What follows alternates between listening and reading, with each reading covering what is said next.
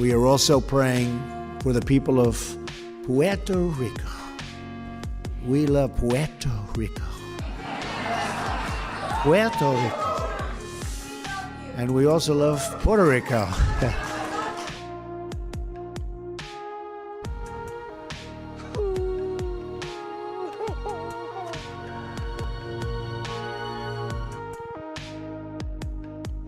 Good morning, Starbuck. What do you hear? Nothing but the rain. Grab your gun and bring in the cat. Boom, boom, boom.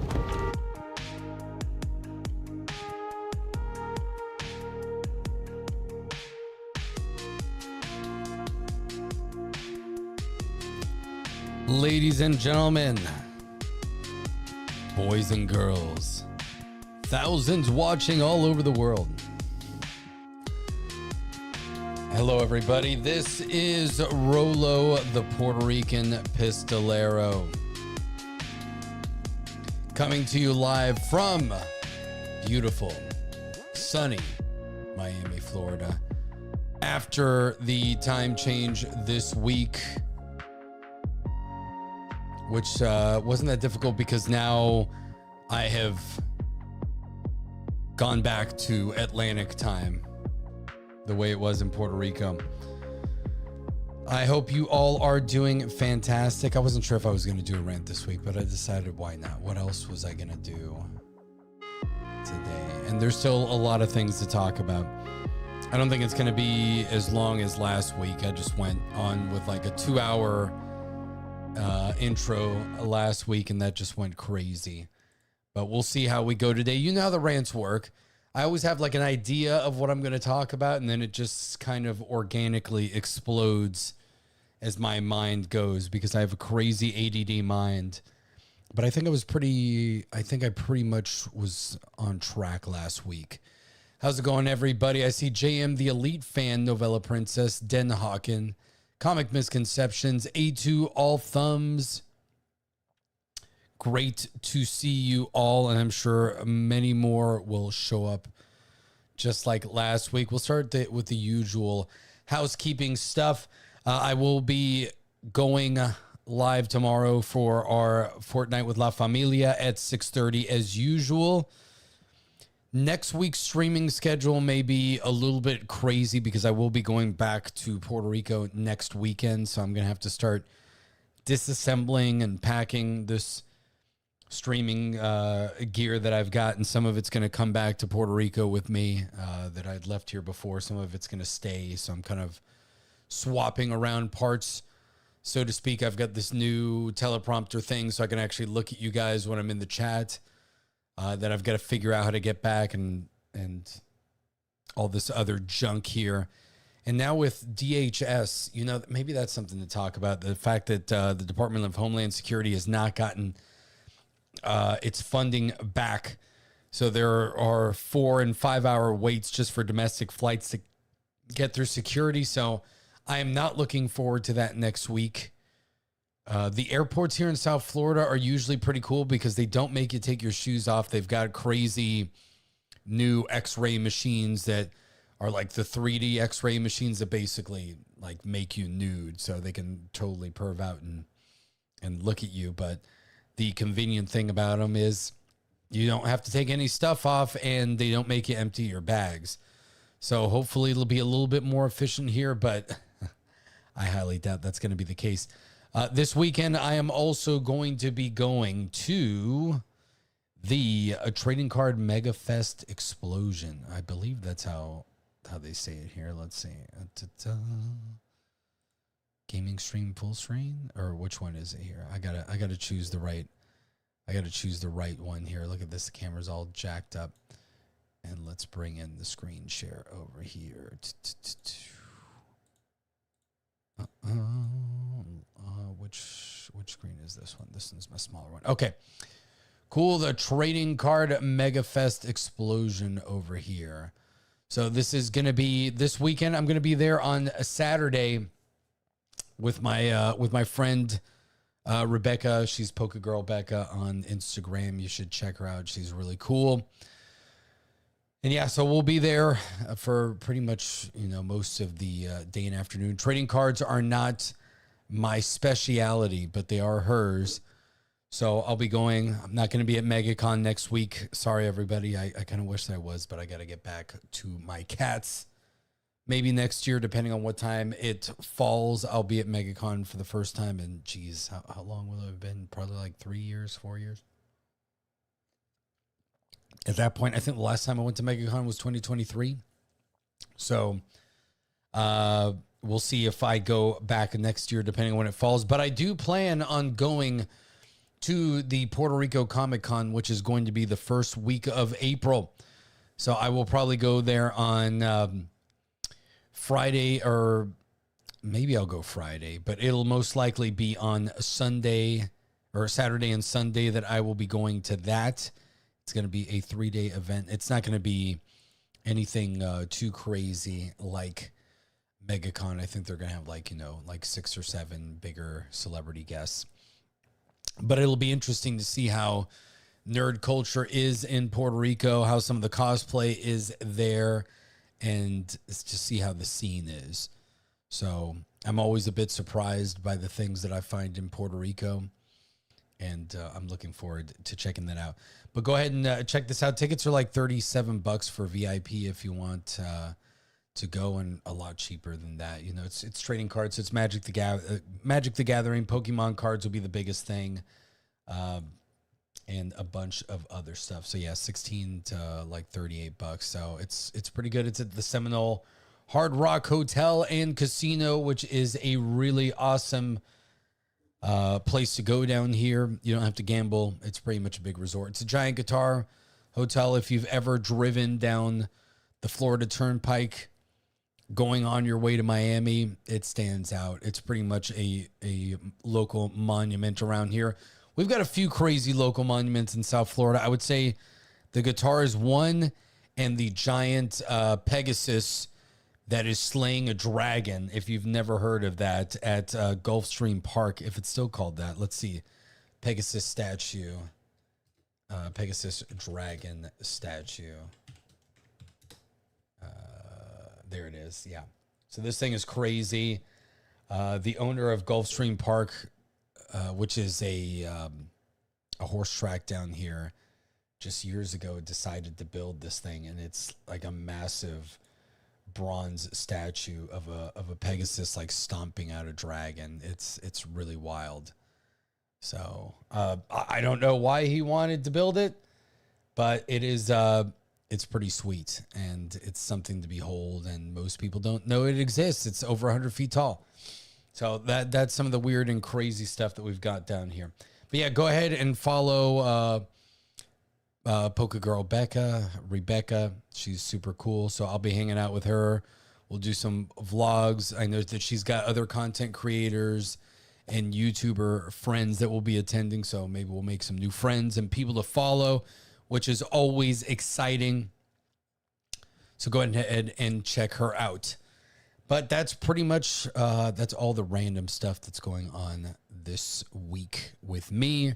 And coming up soon, I am looking forward to, I'm talking about a few different things here, but I did see that Project Hail Mary is going to be coming out this week, which is actually one of the best science fiction novels that I have read in the last few years. It is written by Andy Weir, who also did The Martian.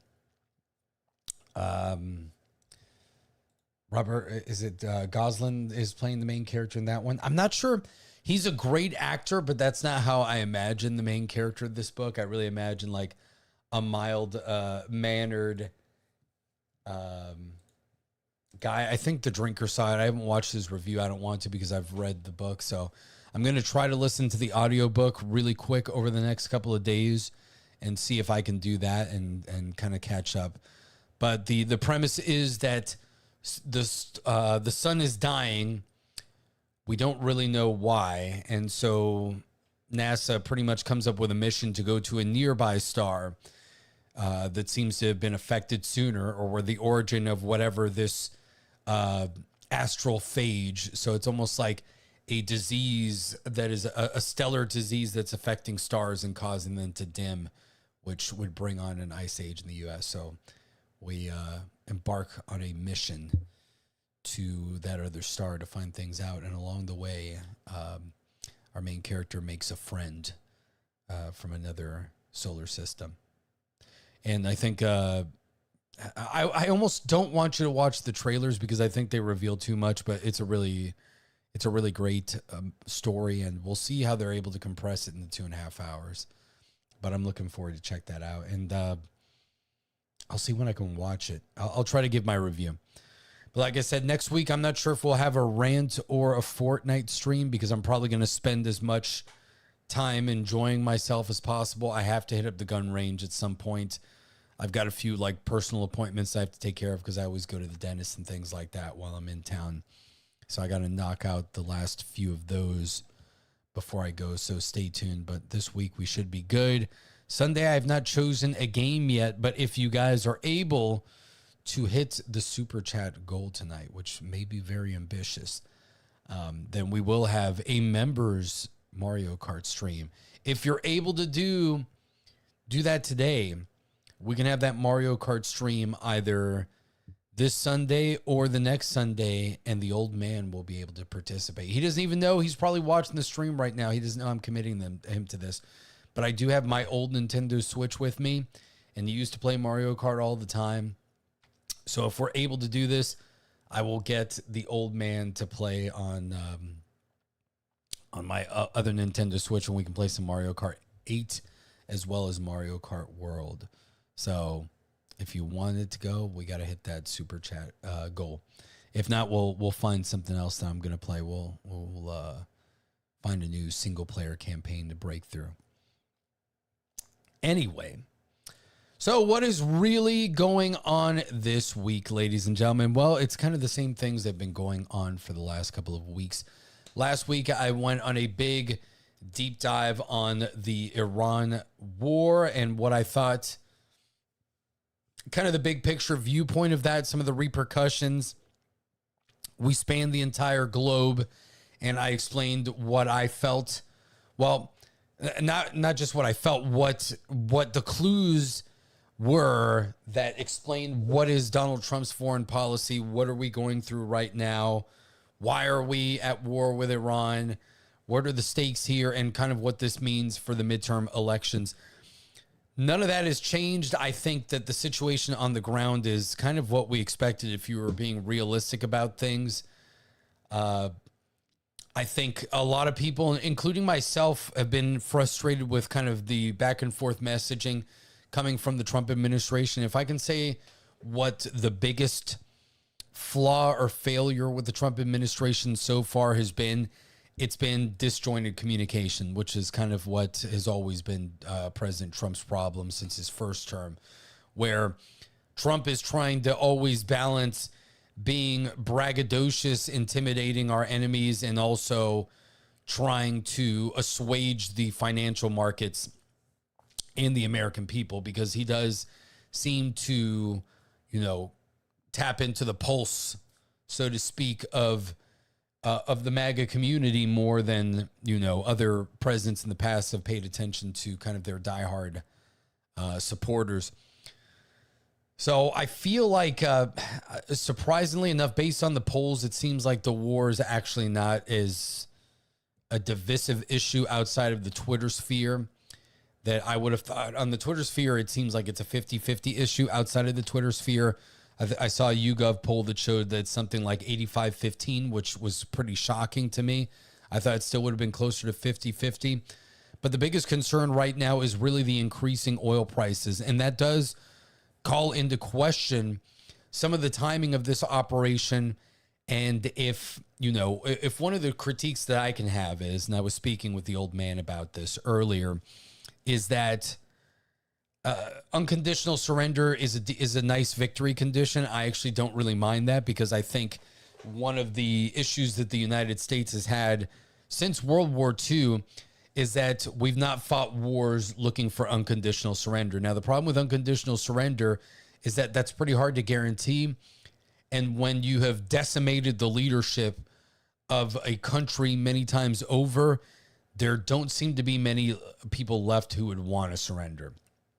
So it seems that the United States and Israel's bombing campaign has been so effective that the leadership of Iran has been thoroughly decapitated to the point where it seems like we've got 31 basically independent IRGC, which is the Iranian Republican Guard Corps, the more extremist wing of the Iranian military, pretty much running independently. We can see this from the continued attacks on the Arab nations.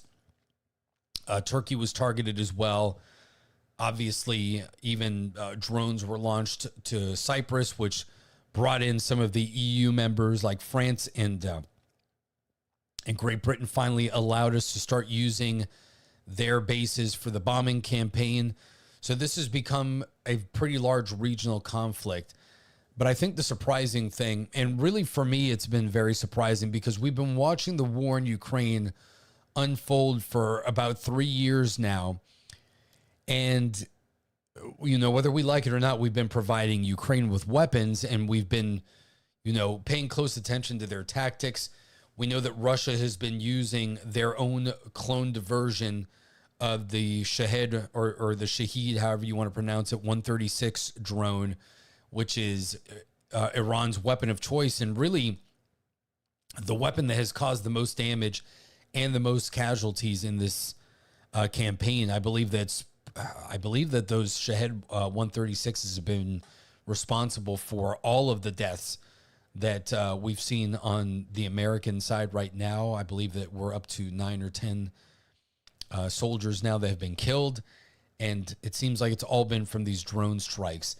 And the Shahed 136, for those that you guys don't may not be familiar with, I'm sure I can get a photo of one here, is that stereotypical pusher drone. So it's got the propeller in the back. It is a triangular shape, and they fly extremely slowly, like something to 100 to 150 knots. So extremely slow, but that makes them very difficult to target. They're pretty small, and it's definitely been kind of the Achilles heel for our air defenses. I believe that 2 of our THAAD radar arrays were taken out by these drones, which is honestly a concern and embarrassing. And it kind of points to where I was going last week, which is one of the things that I've said for a long time in my own circles. So around my friends, other people that I've talked politics with, and I believe I've mentioned it before, is President Trump is in a very unfortunate position, which is whether, even if, like, let's say that you believe everything that he campaigned on that he was going to do, which we know Trump is, and he tends to exaggerate things.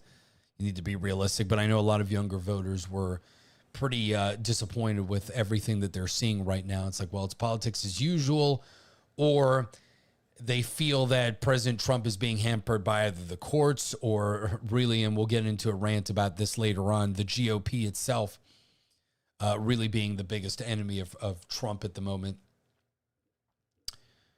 The United States is in a position where we have been so eroded and we've been so taken over and betrayed from within and from without that I always use the analogy, and you guys know I've used this several times, that we've got stage 4 cancer. We're on the operating table. There are tumors all over our body, and pretty much the only way that we even have a chance to possibly survive is to pretty much amputate everything and shoot ourselves up with experimental treatments. That's the only way to save the United States. So there are no good options here. We can't be isolationists because that's going to take us 10 to 15 years to onshore all of our manufacturing, to become fully energy independent again, to, to have mass deportations, not just hardened criminals, but anybody that's here that is affecting the U.S. economy, sapping our benefits, all that stuff. These are goals that are going to take a long time. So there was really no way that President Trump was going to be able to achieve these things in 4 years, especially without massive resistance, especially from the courts, lawsuits everywhere. The tariffs have been unpopular for many people, even though I think they've been very effective. But we've been coming off of the Biden administration, which destroyed the economy. We dealt with COVID before that during Trump's first administration, 8 years of Obama, and 50 years of globalists and our own government lying, cheating, and stealing to us. So if you want to undo, and of course, opening up the Epstein list, which probably unravels a lot of the web of these people that are doing horrendous things to children, trafficking children throughout the world, doing who else knows what, anything between, crimes of manipulation and corruption to trafficking to possibly even satanic rituals. So, we're pretty sure that all of those things happened. Who did them? When did they do it? Those are the questions that remain to be seen. And how much evidence do we have that is still surviving of those crimes being perpetrated? So we're dealing with that. We're dealing with China rising, China taking advantage of our allies, paying them off, trying to push their propaganda throughout the world, propping up the world's economy, controlling the rare earth metals, or trying to shift the world economy, I should say, to the petro yuan. So trying to transition the world from using the US dollar for everything, from global trade to purchasing oil, to transitioning us to their currency, which is the yuan. Their Belt and Road Initiative, so that they can become independent from the sea lanes, which would prevent our greatest asset, the U.S. Navy, from being able to blockade and prevent China from getting oil from the Middle East and other countries. We've been fighting all of that, fighting against our own allies who have become woke and weak. I mean, I don't know if some of you saw that came through today, that they're going to get rid of Winston Churchill on British currency. So this is what we're dealing with. We're dealing with our allies who have completely emasculated and demoralized their own populations. They've allowed an invasion of third world immigration, Islamic immigration, without any sort of vetting, assimilation, and any sort of restrictions on their welfare state. Which, if welfare fraud is bad in the United States, in a country that doesn't have universal health care, all these other things here in the United States, you can imagine how much worse it is in Europe, where you have instances where there are pensioners, that's what they call retirees there, who get less money from their governments, like the Swedish government, for example, than an immigrant who just came from the Middle East out of nowhere that's half their age. So these are serious problems that we're having to unravel here, destroying the globalist cabal that controls all of this. And I really think some things that I've seen in the last week since I had my last rant was really discovering how this has progressed beyond even what I saw with trying to, to block China. And really, this is trying to unravel the globalist regime that has been sucking the U.S. dry. And you can see that with how the global insurance market for shipping has completely shifted. Trump is now trying to provide insurance to get ships through the Gulf of Hormuz. We'll read this a little bit here. Lloyd's of London is the largest insurer right now. And really, these cargo and transport groups, I believe that there are 7 of them, or 7 to 10 of them in the world. So all the major shippers, there isn't really an insurance company per se that handles all of this the way that a normal insurance company would. These big shipping corporations and conglomerates pool their assets together. And Lloyd's in London is one of the banks that helps integrate all of this. Lloyd's has basically started to pull out. This is where Great Britain still has a lot of power.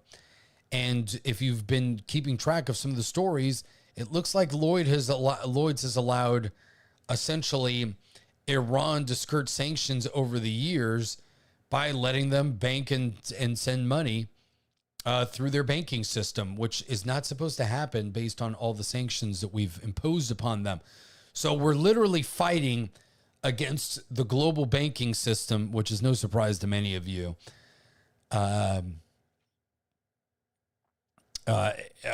Trying to circumvent all of that. So at this point, and we've got the shadow tanker fleet that is trying to pull oil throughout the world from Russia. It used to go to Venezuela and now Iran. There's still some tankers trying to break through the Strait of Hormuz, which I think the U.S. Navy has to do a much better job. In my opinion, there should be no reason why any Iranian flag ships or any Iranian ships that are part of their shadow fleet should make it to China right now. We should have an amphibious assault group with the U.S. Marines ready to go to board these ships. And honestly, if they're Iranian ships, take them to the U.S. This is what we're going to do. What I appreciate about the modern foreign policy and that we're being honest about is in past wars, we would always deny we're not doing it for the oil. We're not doing it for anything else. Trump is straight up. We're doing this stuff for the oil and to block our enemies. So if that is really the case, number one, we need to pump as much oil from Venezuela as possible. If we weren't doing it before this war, honestly, maybe we should have waited a little bit longer before going in there and we should have had that all pumping in. Trump just announced a new, I believe, multi-$100 million refinery project going on in Texas to build the first refinery that we've had in 50 years. Like I explained last week, our refineries are very old and they're not well calibrated to the newer types of oil that we extract in the United States, which is predominantly shale oil extracted from basically rocks in Oklahoma and Texas. Our refineries are more calibrated for heavy crude that we would get from Venezuela and being mixed with some of that Middle Eastern oil. If you recall last week, I explained that we get about 14 million barrels of oil per day from our own domestic resources, but that puts us at about a minus 6 million barrel per day deficit, which we have to get from other countries. Venezuela is not capable of pumping out that much oil right now. I think they were at about 500,000 barrels per day before we went in and took down Maduro. I believe that we can spin them up to about 1.5 million barrels per day, which would be fantastic and would help us greatly, at least here domestically. And then that will cut off our reliance on Middle Eastern oil. And we're probably going to have to tap into the Strategic Petroleum Reserve for a little bit, because if there's one thing that the American people do care about, and I'm sure all of you do, is the price of gas. And unfortunately, the timing of this all could not be worse, because I think Trump has gone into the perfect storm. Like I said, you're dealing with trying to break the backs of the globalists, trying to prevent China's ascension and cut them off at the knees before they can invade Taiwan and then control the silicon market, at least in the short term. And then they've got us by the balls there until we can bring back chip manufacturing to the United States, which I know that Intel and TSMC, Taiwan Semiconductor, are working to do that. But again, these are technologies, these are factories and fabricators that take a long time to build. These are not short-term solutions. I believe we're building our first nuclear reactor with modern technology now for the first time in decades as well. So these are all good things where we're moving in the right direction. But when you only have 2.5 years left in your term, roughly, there's no way this is going to get done, at least not easily. And this is why I really hate to say it. I hate where the GOP is, and we'll talk about the Save America Act here in a few minutes. But there's no path forward here where without doing some of these things that Trump is needing to do, which we have to do, because even if you're an isolationist like I was for a long time, we can't decouple from the global market and separate from the globalist banking system quickly. And if we do, we would have a market crash, and then everybody's going to get pissed off anyway, because maybe informed individuals like myself and many of you would be like, you know what, we'll take the sacrifice because this is something that we have to do. Most people aren't like me. I'm a single man with no kids. So I'm willing to do a lot of things and I can survive on my own because I don't have to support anybody. But if you have a family, if you have other people that rely on you, if you have your own businesses, this is a shock where this is something that we have to contend with even on our own side, whether I guess you'd call it the conservatarian side or the constitutionalist side, where by virtue of us being responsible, well-informed individuals, we also tend to be the ones that have families that we actually care about and that we try to be responsible for. So even though we know we have to decouple ourselves, and if we want to become America first, we have to be realistic. It's not going to be done overnight. We're going to need 2 or 3 presidential terms to do this. And what we're essentially fighting against right now is we have the rhinos in the Republican Party that essentially hate Donald Trump and hate their voter base more than they hate the Democrats. Let's be honest, because these are the guys that are really part of the Uniparty. However, they're also the only ones that can give us the votes that we need. The libertarians are not going to be able to do anything. And even if you thought they were viable, you're not going to see a third party again. These are all things that are going to take 5 to 10 years, realistically at a minimum, in order to achieve. So the only catalyst and the only path that we have right now is trying to get the best out of Trump that we can get, even if he's disappointed us in many respects, because who else are you going to go to? There's nobody else right now.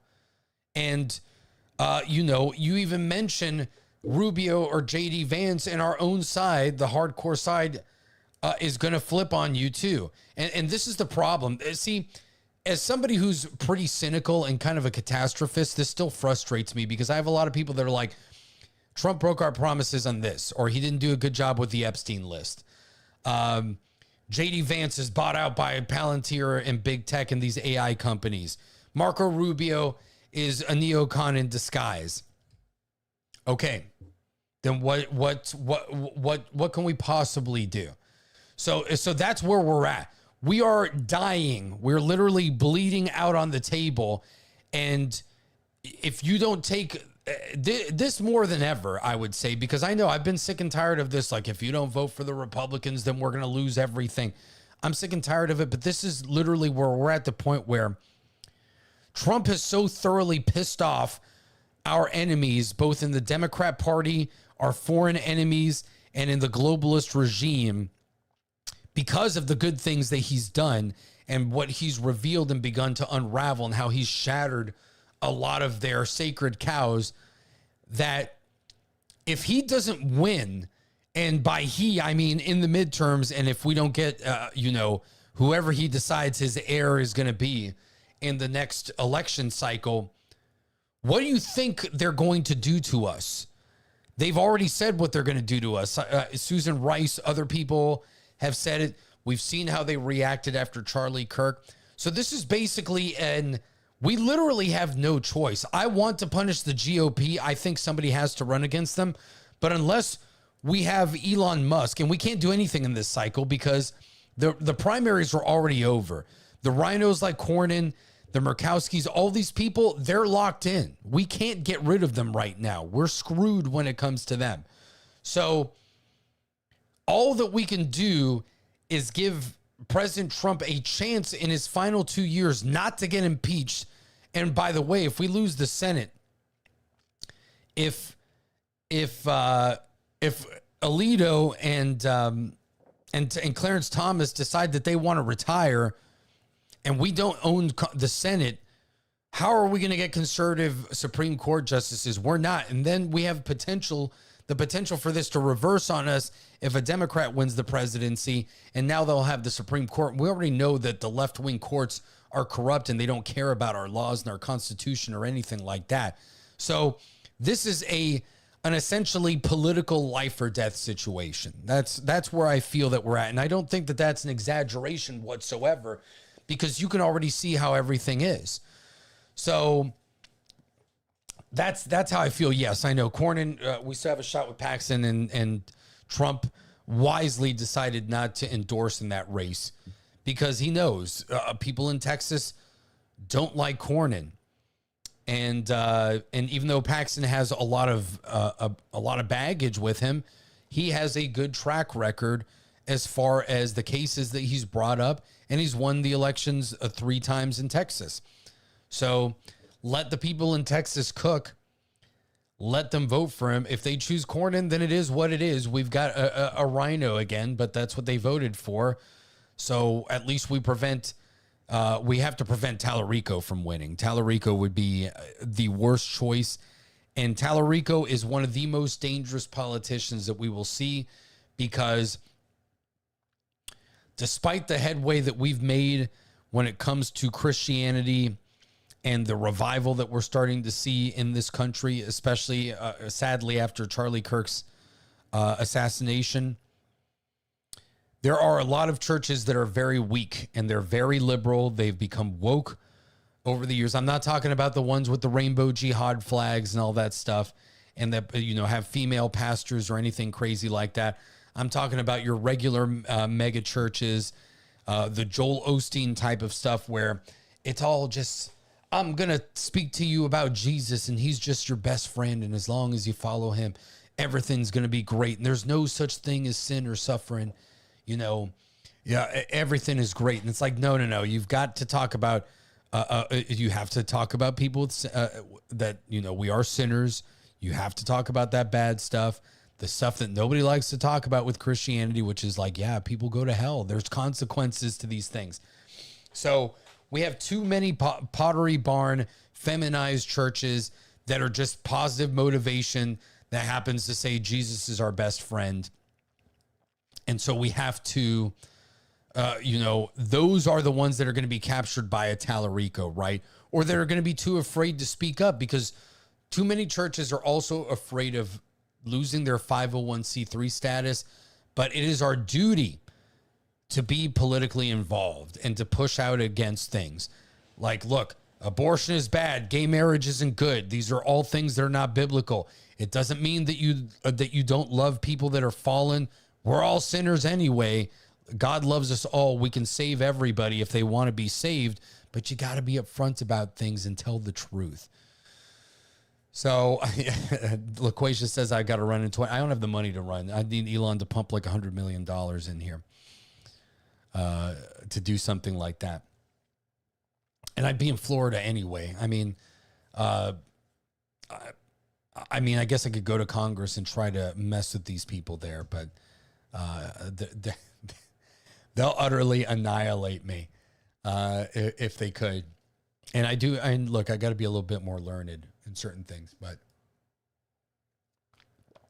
I do think that we need politicians that try to lay things out kind of in the way that I did last week, where, Trump is probably not the best to do this, because Trump isn't really a big explainer, even though during his State of the Union speech, he did a fairly good job. But I almost feel like you do need somebody to go out and go with the map, explain what the foreign policy is, explain the big picture without revealing too much of the plot to our enemies, and just lay it down to the American people and say, look, we've been screwed over. You guys have been screwed over for the last 60 years. This is what I'm trying to do. And decoupling this. Now, when it comes to tariffs and things like that, Trump has attempted to make that connection, but a lot of especially on the financial side, it becomes very abstract. I think you do have to go in there. You've got to show people maps.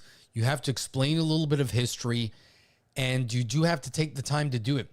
Think about how presidential elections worked back in the day. Think of like the Lincoln-Douglas debates, where Abraham Lincoln and Douglas would go touring the country by rail and have these 2 and 3 hour debates at a time and really explain policy, go around. You used to have to do that. People would have to pay attention. Part of the problem is too, that we as the American people are way too comfortable. We don't pay attention to this stuff. I'm not a foreign policy expert. We have so many things at our fingertips. Like, we do have to pay attention to this stuff, everybody. It is duty to become educated, understand at least on a basic level how all of this is intertwined, what is going on in the world, and be better educated about it so that you can elect people, hold them accountable, and explain to your friends and family, hey, this is what's going on here. And this is why we have to do these things. And this is why this is going to take a little bit of suffering. And I understand that it hasn't seemed fair. It's not. It is not fair, but nothing is ever fair. We had generations that lived through the Great Depression, through World War II, through famine and all that stuff. So that's what I think has to happen here. And so if Trump doesn't do it, then it's got to be, Rubio or JD that has to do it. They're able to articulate this very well. And, whether we want it or not, one of these two guys is most likely going to be Trump's successor in 2028. So put them out there. I think Rubio's gotten a lot of opportunities to do this as the Secretary of State. That's why he's got the memes where basically he's going to be the president of the entire world when all is said and done. Marco Rubio is also the only man that can save Xbox and everything else that's going on in this world, apparently. So have one of them do it, probably JD at this point, because Rubio is doing a ton of other stuff, and JD is more than capable of doing this, and have them go through the big picture, explain the Trump doctrine, explain why we're doing these things with the tariffs. Our enemies already know what's going on. Let's be honest. Everybody's playing these games in cloak and dagger. If you think the Chinese don't know what we're doing, it's ridiculous. It's like people that said, well, we couldn't do certain things because we had to have the element of surprise going into Iran. We had a third of the Navy, and we deployed massive, heavy assets all around the Middle East. If the Iranians didn't know that we were going to bomb the crap out of them, then they were retarded. Like, let's be perfectly honest. Everybody knew it was going to happen. Nobody knew the exact moment. So there's very little that's going to be a surprise now. I think the biggest surprise is that we're finally seeing an administration where, at least for the most part, they're pushing back against the globalist movement and everybody that is trying to destroy the United States within. However, we have to do that while also balancing the fact that we have to keep the country together, because most of the American people are not going to accept this sacrifice. If all of a sudden Trump's like, going to decouple everything, we're going full isolationist, and that's it. Boom, the economy is going to tank. We have way too many investors in this country. We are way too reliant, for better or worse, on the stock market, on global trade and global investment right now. So even if we start changing these laws to disincentivize offshore investments, to bring factories back to the United States so that we don't have to worry about these tariffs, it took us, nearly 80 years after World War II to get into this position. It's impossible, especially in a world where technology is so much more advanced and it takes much longer to build the things that we need in order to support a modern society. It's going to take much longer to do this. And on top of that, we're also dealing with the fact that AI is going to decimate the majority of white-collar jobs in the next 1 to 2 years. And that timeline has shifted immensely. That's one of the things that I've been the most concerned about, because for decades, many of us knew that, the Gen X, Millennial, and Gen Z generations, especially I would say the Millennial and Gen Z generations, were sold, and maybe a little bit less Gen Z, because you guys, if I've got any young Gen Zers here, you guys started seeing it. You're like, hey, all the stuff that they told the millennials was bullshit, and like a college degree is not really going to help you, at least not the right college degree. Well, now we've shifted even beyond that, where most of us knew that these basket weaving liberal arts degrees that are not in science, technology, engineering, or mathematics were all crap. You know, the feminist studies, the racial studies, all the DEI crap. We knew it was garbage. And without having the DEI feminist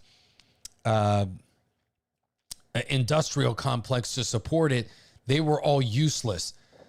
So we know those degrees are gone. We've wiped those out. Nobody's going to go to college for that shit anymore. And if you are, you're an idiot. But now with AI, even a lot of the science and mathematics and engineering degrees are getting wiped out as well, because most of the engineering or entry-level technology positions can unfortunately be replaced with AI. I've done enough work. My degree is in electrical engineering. I do work in the IT space, and I've used a lot of, I used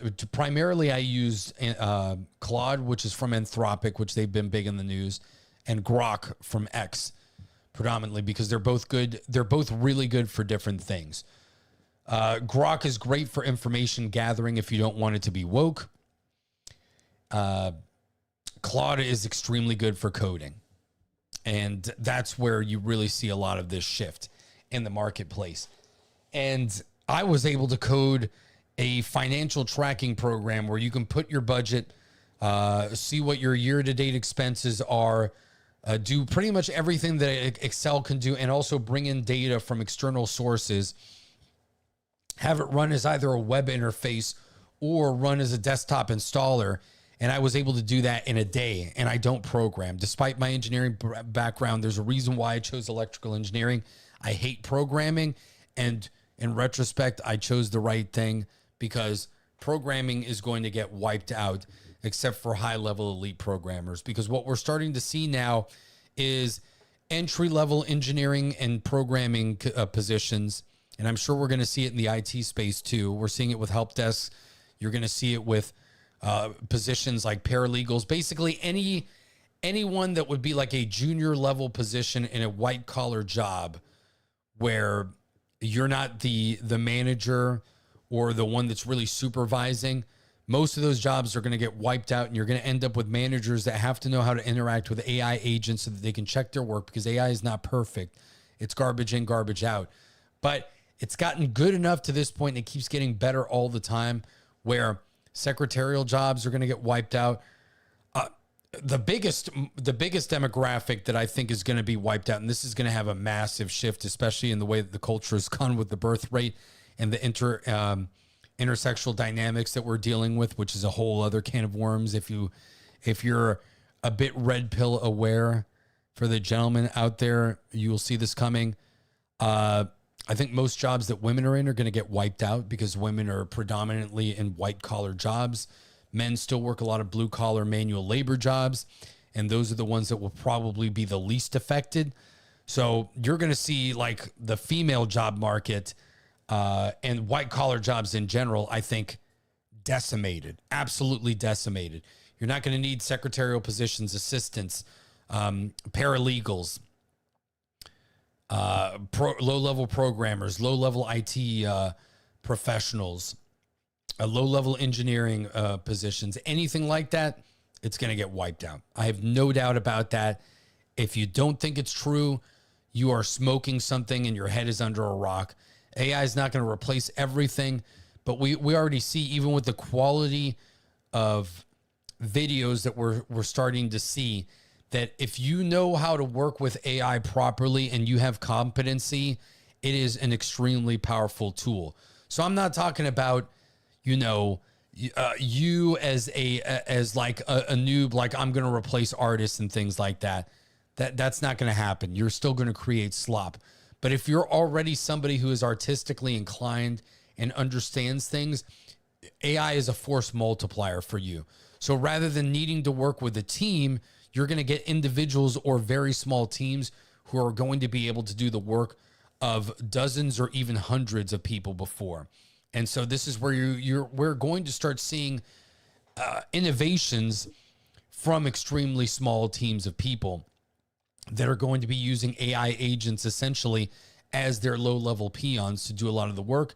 They'll spend their time checking the work, which is something that you'd have to do as a supervisor anyway, when you have entry-level engineers coming in or any sort of entry-level employees. You have to nurture and educate them in what you want your company to do.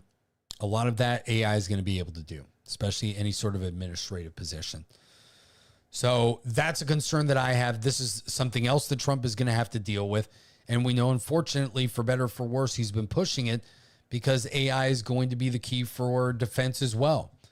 Because if you can hack into your enemy's battle control systems, or I would say C4I systems, that's it. That's checkmate. You won't even have to fight, especially if we're fighting against a technologically advanced adversary like the Chinese. You're going to wipe out most of their radars, most of their satellite communications, all of that stuff. It's just going to be gone very quickly. So AI is here to stay. It's going to replace a lot of jobs on the lower end of white collar, and that's going to shift the entire dynamics to the point where the libertarians are not going to like what I think is going to be the only thing that can really go through here. Then you're really going to start talking about, people are really going to start talking about socialism and UBI and all this crap, because I think you're going to see an unemployment rate that's going to be astronomical. And those aren't jobs. I don't see a market where we're going to be able to replace that unless everybody wants to work in the mines to get rare earth metals, which it's just going to be the dudes. So gentlemen, start working out. Maybe we're going to have to go back into the mines, but that's what we're going to start seeing. And I don't think I don't think I'm exaggerating when I say that. So be prepared. See, again, this is where all of this is hitting all of us at once. Everything. So President Trump is very unfortunate in all of this. He has too many things that he has to do in too short of a time. So my strategy is going to be, we got to give him enough power. We have to give him enough power to be able to do that. So that's pretty much where we're at, to take as much control. And that's going to mean, because we don't live in an authoritarian dictatorship, Trump is not going to cross the Rubicon like Julius Caesar and take down the Republic to become the strong man. It's not going to happen, and that's not something that we want to happen either, even though arguably maybe that would be the only way to save this country. But once we do that, then the country's gone anyway, and we've lost the Republic is over, and you can kiss the Constitution goodbye, even if it seems like all of our leadership has already lit it on fire and used it to wipe their butts. That's how it feels like more and more every day, despite a lot of the victories that we make, especially in the Second Amendment space. That's where I think things are moving. So first thing that we have to do, now that we've talked a little bit about Iran, is we have to pass the SAVE Act. That's the first thing, because it doesn't really matter. Like I said, where the Iran war is more like an 80-20 issue within the base outside of the Twitter sphere, the SAVE Act is like a 99. It's like a 99-1 issue. Even Democrats and moderates think that the Save America Act is not a bad thing. And this is where you really start seeing the true character and the poison of the GOP, where the fact that, even think about it this way, if we don't control Congress, first of all, many people know that our elections have been very sketchy. 2020 was definitely not, I don't believe that 2020 was legit. I think in some ways it worked out, because I don't think that Trump's second term after COVID would have been as good as what he's doing now. Obviously, we would not. And I also don't think that, I think that life in the United States, even after COVID and after all this stuff, let's be perfectly honest.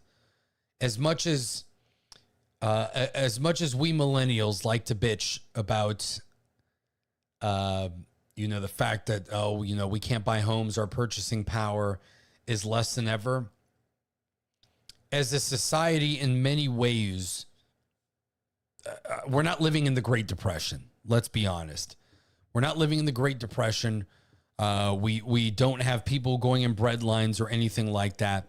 So even though in many ways we're in one of the worst economic periods in history, as far as purchasing power for the American people, everybody's got cell phones. Everybody's got indoor plumbing. Everybody's got air conditioning. Everybody's got electricity. Poverty is at extremely low levels.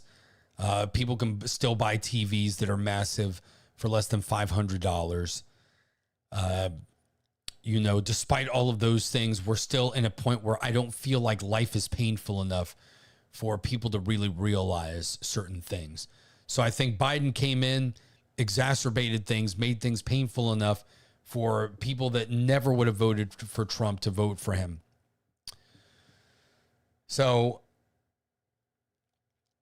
I think that the combination of those things, more and more people are waking up, but it still seems like the level of discomfort has not gotten to the point where people understand just how precarious we are.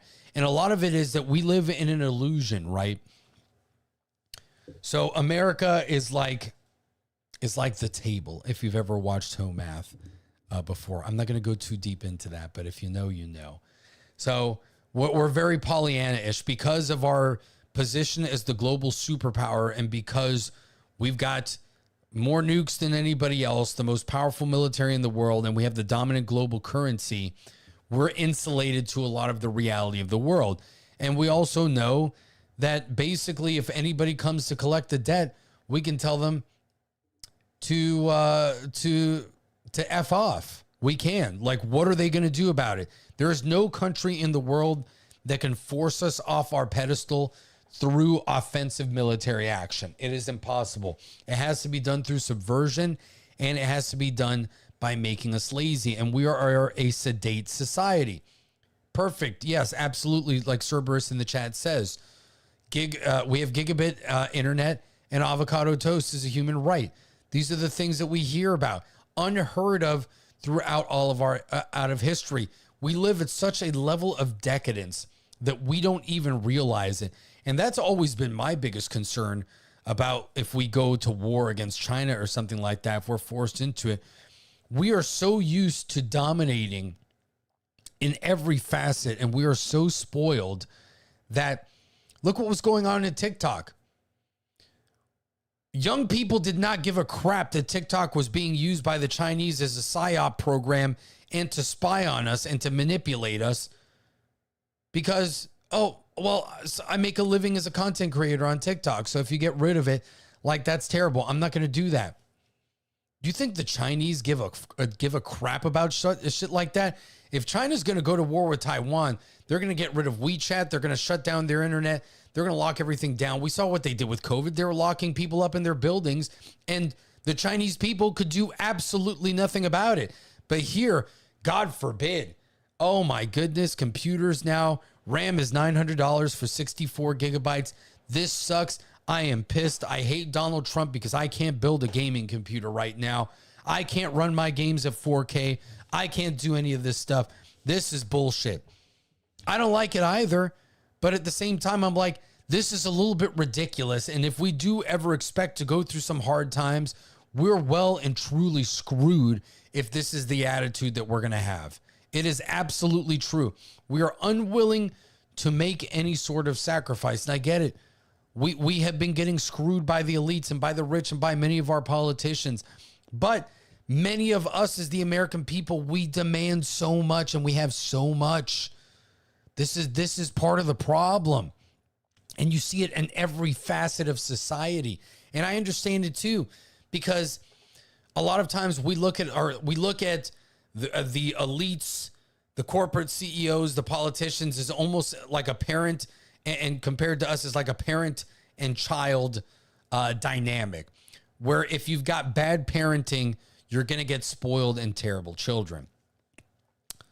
So I understand the urge of a lot of people, and a lot of people did this. You could see it during COVID. You can see it even in how individuals are. It's kind of the biggest problem that I have with a lot of conservatives, especially if they're not very Christian, is that we very much have a mentality of, it's kind of a twofold mentality. One is we see all these other people that are lying, cheating, and stealing and that are corrupt, and we're like, wait a second. I'm doing everything right. You even see this in intersexual dynamics, right? Like, this person gets to lie, cheat, and steal, and it seems like they're getting whatever they want. This is actually what the sermon at my church was about last week, is it seems like the people that sin the most always seem to win, and then everybody else that follows the rules gets screwed. Well, if you're a Christian, you know that that's just the way it is. We're not living for this world. We're living for the next one. In the real world, and if you're not a Christian, that's a difficult pill to swallow, and a lot of people don't like that. Even if they are religious, they're like, this is unfair. I pay my taxes. I show up to work on time. I work my shifts. I even work overtime. I do everything that I can to support my family and my kids, and I'm just getting screwed. And this guy over here does whatever the hell he wants. He's skimming money off the top. He's corrupt, and he seems to get away with it. I'm an idiot if I don't do the same thing, and I don't get mine. And that is a problem that we have here. We have this endless cycle of everybody wanting to keep up with the joke. And look, social media is a problem with this, right? Social media makes us all depressed because we see all these content creators that seem to live extravagant lives. Most of it is all BS. Look, as somebody that's a YouTuber, I don't make money off of YouTube. I'm not that big of a YouTuber anyway, but I've been around big YouTubers before. I know how much money, some of these guys make. Some of them do make a lot of money. I know. I've seen the Social Blades. I've managed some of those channels. But in the context of, yeah, a channel may make tens of thousands of dollars a month, but there's like 8 to 10 people working here and everybody's got to get paid. That's not that much for like a business when you think about it. If you're one of the top dogs, more than I would say that if you break the 100,000 sub threshold and you're getting super chats constantly and you've got ad revenue, you're going to make a decent living. But that's still what we'd probably consider middle class, you're making $60,000 to $100,000 a year. It's not as much as people think unless you really have endorsements and very generous supporters. You don't have that many. There are very few channels that are like a Tim Pool or even a G&G where super chats sustain them fully. Most of it is ad revenue.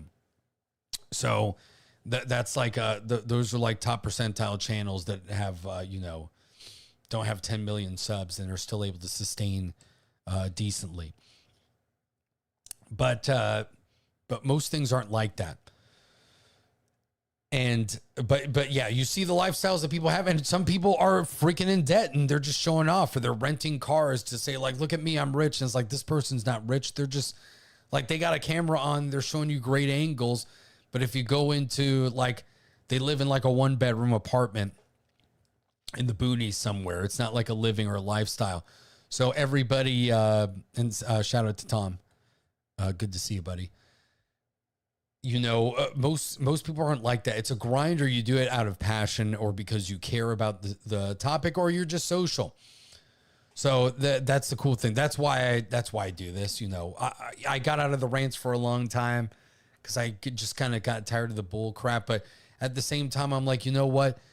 I'm tired of watching other people either play the grift game and they become sycophants. Like, how many political streamers now either like on the conservative side have either just become, we're just going to suck up to Trump all the time, or we're going to go totally against Trump completely. But there's no nuance. I don't know of so many that will, you beat Trump down, but also say, look, these are the necessary things. That's where I kind of go with nuance. When Trump does bad, I'm going to tell you about it.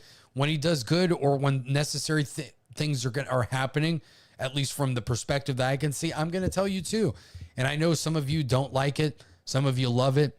That's just the way it is. I'm trying to navigate the truth like everybody else is. And that means I'm going to say things that a lot of people don't like. A lot of conservatives aren't going to like what I have to say. A lot of libertarians aren't going to like what I have to say. The only thing that I'm pretty much an absolutist about at this point is the First and Second Amendment. Everything else, I'm like, look, we need to be realistic and flexible about certain things. Those two things, no, we can be totally absolute about that. But when it comes to the economy, when it comes to even tariffs, global trade, and how we tackle these issues, there is going to be a certain amount of horse trading, a certain amount of lesser of two evils, a certain amount of all of our options are bad. So I have to choose either instantaneous and certain death, or, hey, if I'm strong enough, I'm going to be hanging off of this rope over lava with only one hand. But that means I still have a chance. I still got a chance. I'm probably still going to die, but I have hope. And so we're looking for the path that gives us the most hope going forward, knowing that the path is going to be very bad no matter what, because this is decades of corruption, greed, and sedation on our part as the American people for not paying attention, either willfully or we just didn't have the means to pay attention the way that we do now, where we can all communicate, we can share information. And because a decent percentage of us are not afraid to ask questions, aren't afraid to complain, and especially on our side, we're not afraid to go up to Trump. We're not like the left, where the left they're all a bunch of lemmings and they're going to go jump off the cliff together. I mean, look at that terrorist attack in New York City this past week, where these two young Muslim guys throw a nail bomb that thankfully doesn't go off into a crowd of protesters, of conservative protesters in front of Mamdani's mansion. They run off, and there are some liberals there that made fun of them, like, oh, look at this, it didn't even pop. We're not like them, where they're so fanatical for the left that they will die in even a stupid situation like that, or they'll go in front of ICE and basically F around and find out. Like, that doesn't happen on our side. We're always willing to be like, you know what? I don't like what you're doing. I think this is kind of BS, or explain to me why. I need to know what the issue here. Like, I want you to win. I want you to succeed, because ultimately, if it works out, then we as the American people are going to win. I want to win the war in Iran.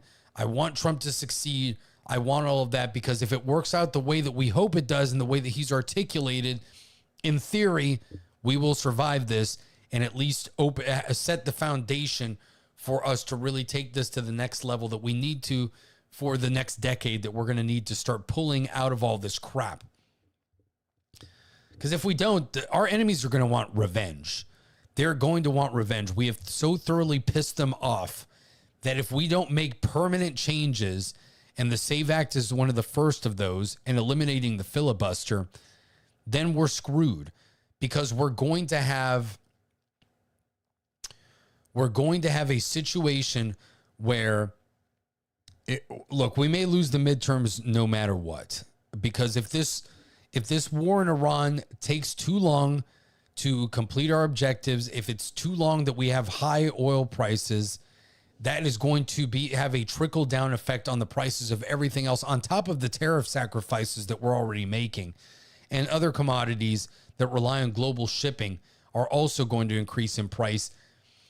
Even some of the most diehard people are going to be like, President Trump, I really don't care about what the big foreign policy picture is. I can't buy a house. Food costs more than it has for 5 years. My purchasing power is lower than ever. Doesn't matter if the stock market's doing great. I'm a peon. I don't buy stocks. Many peons, we don't own stocks. I do. You should learn to trade if you want to. I think it'd be very advantageous.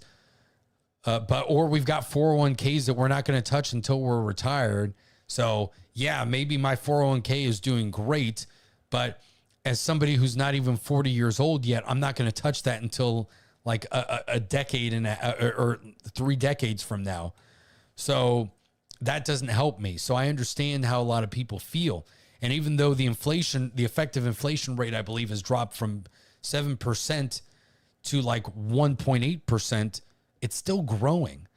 So, at the end of Trump's term, because I was looking with the old man yesterday at buying some houses, which I'm in a fortunate position where hopefully I will be able to buy a house someday. But even then, a down payment of like $60,000 or $70,000 when you're not sure where the future is going to go, it's like, do you really want to throw that much down? Even if you can, in theory, afford that, if you can get the mortgage and you can pay the taxes on a house, it's like to recoup that much cash is not easy in today's economy. We're talking about like a year's salary for most people in order to put a down payment on a regular house like in Central Florida. We're not talking about anything crazy. We're talking about like 3 and 4 bedroom single family homes that are like 1,800 square feet for like nearly $300,000, which is a decent price in Florida, especially compared to how things were. But I remember in the last year of Trump's term, and when I was living in Florida, in Central Florida, a couple years ago, it was like $250,000. So those house prices have gone up like $30,000, even though they've come down. They need to come down more. And in South Florida, forget about it. In South Florida, we have houses that just before COVID were $500,000, and now they're worth over $1 million. That's unaffordable for most people. We are getting rid of property taxes in Florida for your first home. So if you're like a multi-home renter, speculator, you're only going to be able to do it on your primary domicile. But that's great because most people only own one house, and most people are struggling to even buy one house. So these are all factors at play here that the deck is stacked against President Trump. And I think we do have to show some grace especially if we're in a position. But what are the Democrats going to give us? We see this is really where we're at. And I think I understand wanting to punish the GOP, especially the rhinos. We have to do something about that. I think we need an Elon Musk, and we're going to need massive donors, because even if you wanted, like, let's say somebody like me to run, I'm a middle-class guy. I don't have the money to run for politics by myself. I'm not Trump where I could self-finance or do anything like this. You would need an Elon Musk to back you up. There's just no way to do it. And we would want somebody more like an Elon Musk, because we don't want these special interest groups or these super PACs to own people, because a lot of people will run into the same thing. This is why I'm skeptical about Marco Rubio, because Marco Rubio was very much a more conservatarian. Now, Marco Rubio, I think, is playing the game right now, but I know I've tracked Marco for years. Marco was on the city council in Miami, is where he got started, and he's always had high aspirations. I don't really like people that want to be president. Like, if you've wanted to be president your entire life, I don't really like that. It's not that you don't want people that are ambitious, but I'm just like, yeah, I don't really like a Barack Obama. All these guys, like, I don't like that. If anything, you do want somebody who's reluctant to get into politics, because they don't have time for this bull crap. Like, I don't want to be a politician.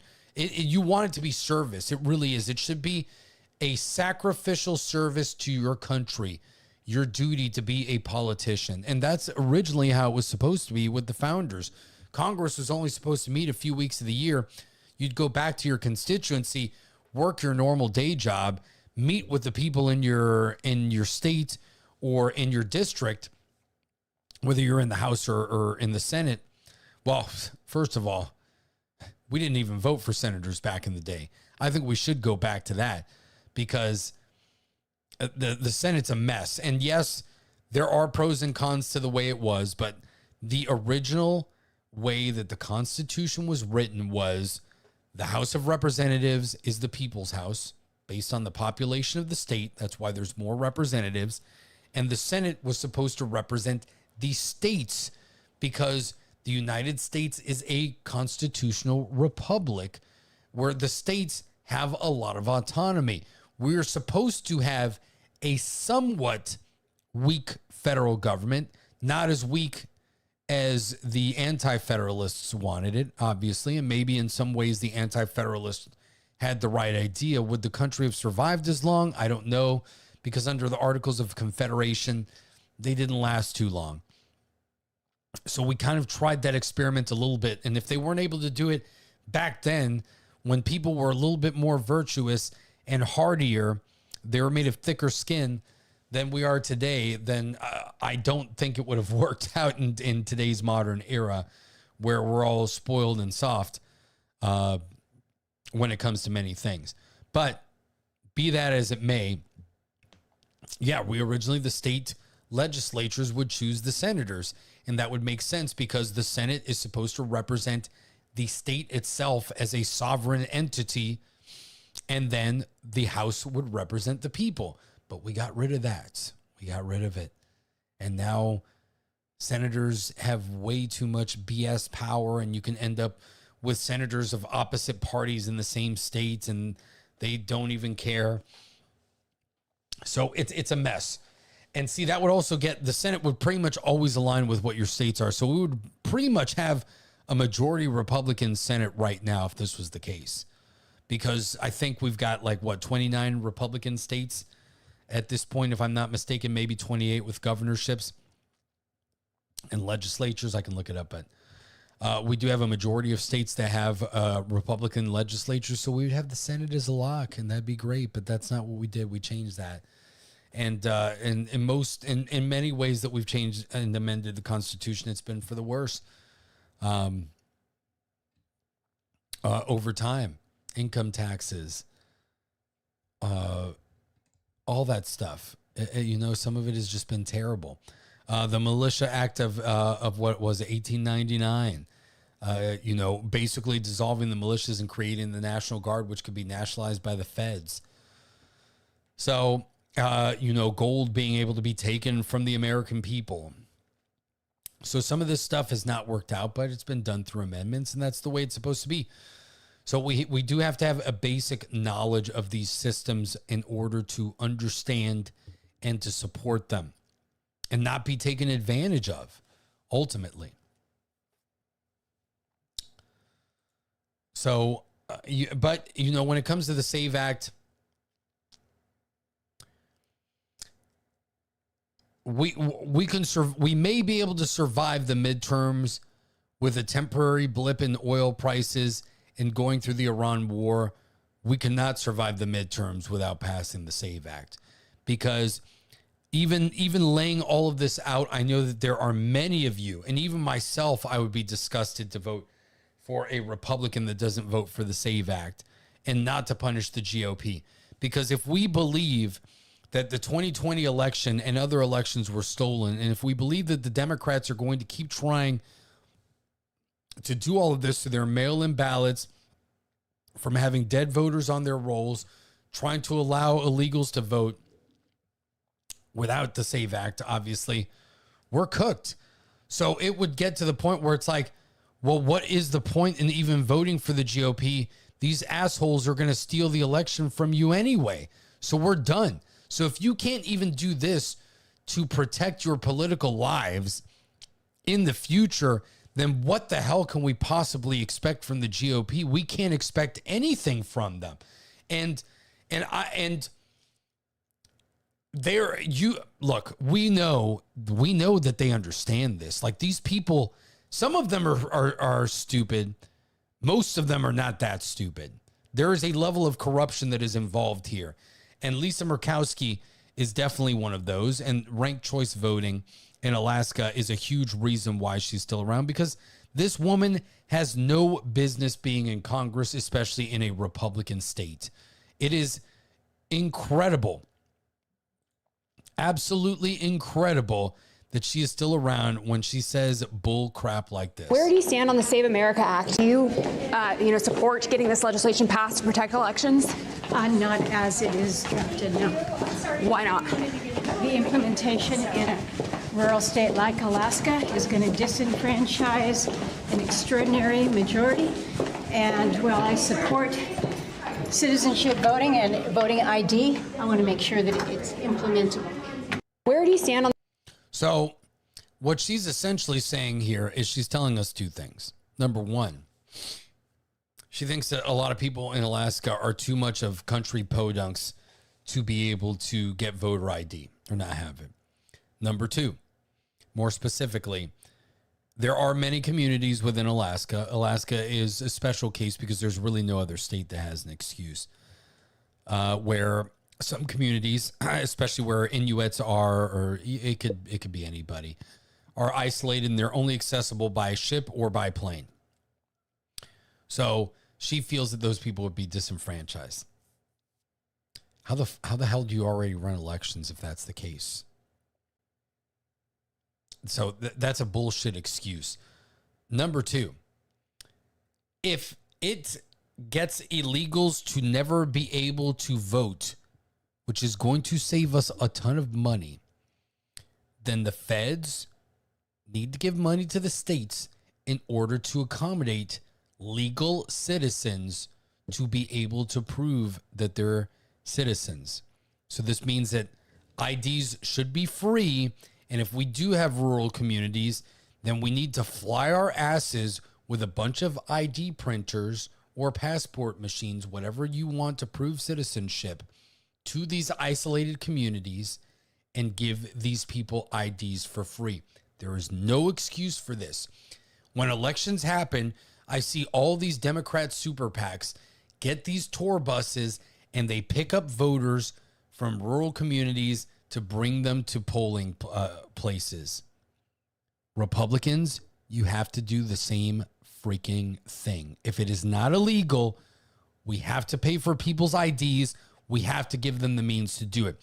If this is the standard that we're setting in order to vote, then we must accommodate it. And then the Democrats also have no leg to stand on because we already know that the Democrats think that minorities are too stupid to get IDs, even though we all know that that's bullshit.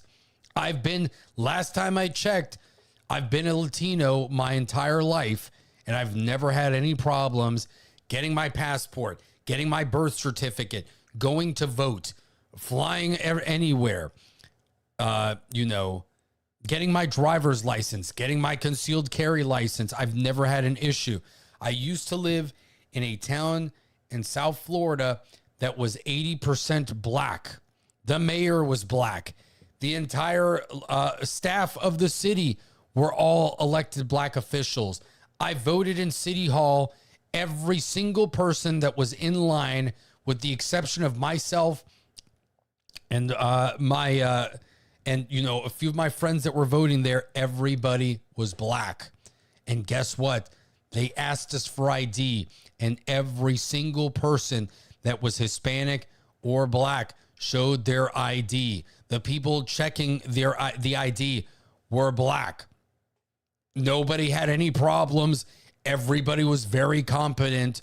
Nobody complained about having IDs. Everybody's like, yes, they have your ID. They checked the rolls, and they were able to vote. That is simple stuff. How's it going, TFM? This is all common sense. This is all common sense. It is absolute bullshit that anybody on the left or the right would make an excuse like this. This is unacceptable. This is absolutely unacceptable. And so what we do need is we need to put up the pressure. I've got multiple IDs, man. I mean, you should have like 4 IDs, right? In most places, you're going to have a driver's license, you're going to have a passport, and you're going to have a social security card, even though the social security card is just like your name. So that's not necessarily like an ID per se. And then in other places, you'll have a concealed carry license. You have a freaking library card with your name to check stuff out. When you go to Universal Studios now, they scan your damn face, and when you get the pass, they would check your ID. Nobody complains about this to do stuff that they want to do. In fact, more people probably care more about going to Disney or Universal than they do to freaking vote, even though voting is more important, and they don't care to show their IDs. To go to a nightclub in Miami, I have to show my ID to prove that I'm 21.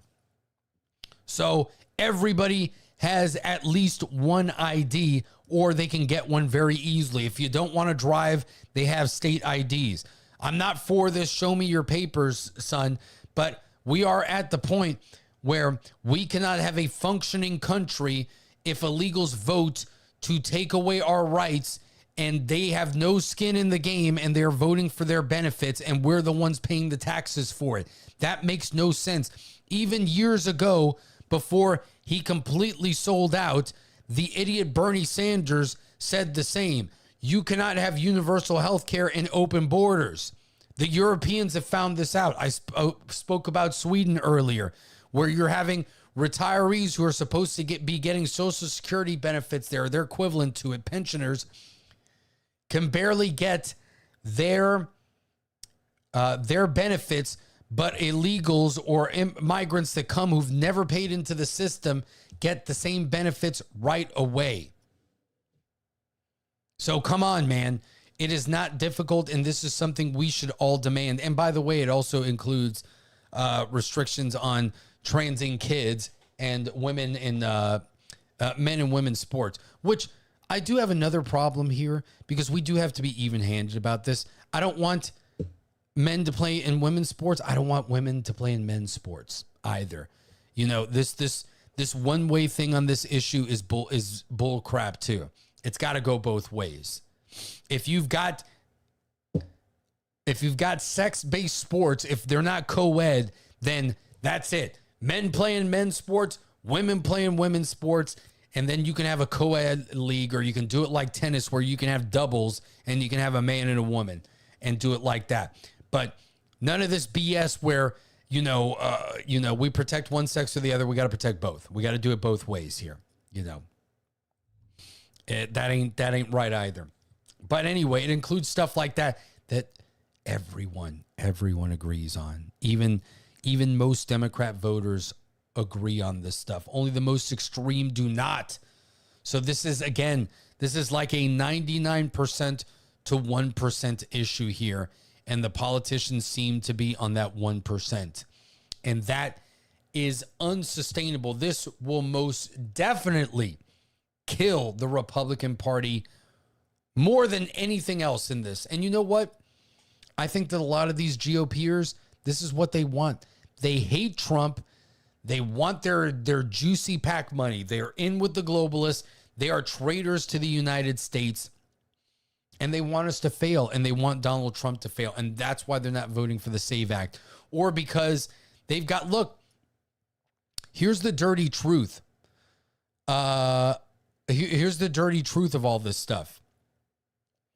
We're going around and we're uncovering all this fraud, right? First, we saw it in Minnesota with the Somali Learning Center scandals. We're seeing it in Los Angeles now, in California, with hospice centers.